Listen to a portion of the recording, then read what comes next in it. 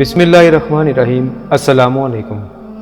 حضرت شاہ عبدالعزیز دہلوی رحمۃ اللہ علیہ کے زمانے میں ایک ہندو پنڈت نے ایک اعلان کیا کہ ہندو مذہب سچا مذہب ہے اور اسلام جھوٹا مذہب ہے، اور دلیل اس نے یہ پیش کی کہ ہمارا فلاں مندر جو 2000 سال سے بنا ہوا ہے آج تک بالکل صحیح سالم ہے، اس کی دیواریں، کھڑکیاں، دروازے، غرض سب کچھ ویسے کا ویسے آج تک اپنی اصلی حالت میں موجود ہیں، جبکہ مسلمانوں کی مساجد ایک سال بھی نہیں گزرتا کہ رنگ روغن، دوروں دیوار، دروازے، کھڑکیاں سب کچھ خراب ہونا شروع ہو جاتے ہیں۔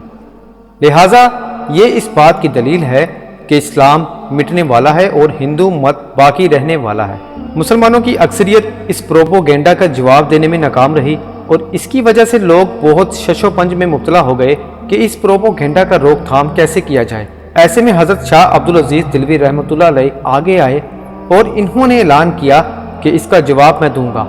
پنڈت نے کہا، کیا جواب ہے؟ حضرت نے کہا کہ ایسے نہیں، اسی مندر کے دروازے پر جواب دوں گا۔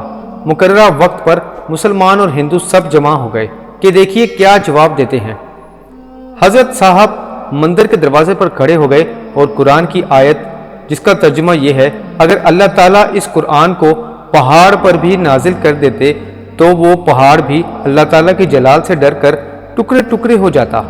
آپ آیت پڑھتے جاتے اور مندر کے در و دیوار، دروازوں کے طرف انگلی سے اشارہ کرتے جاتے۔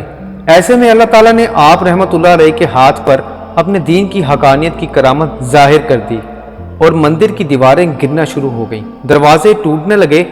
مسلمانوں نے اللہ اکبر کا نعرہ لگایا۔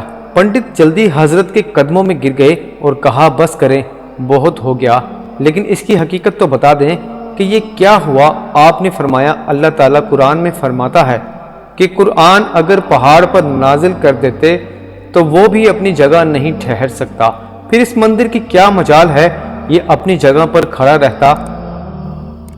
یہ تو مسجد کی عظمت ہے کہ اس میں روزانہ قرآن پڑھا جاتا ہے، پھر بھی اپنی جگہ پر کھڑی رہتی ہے۔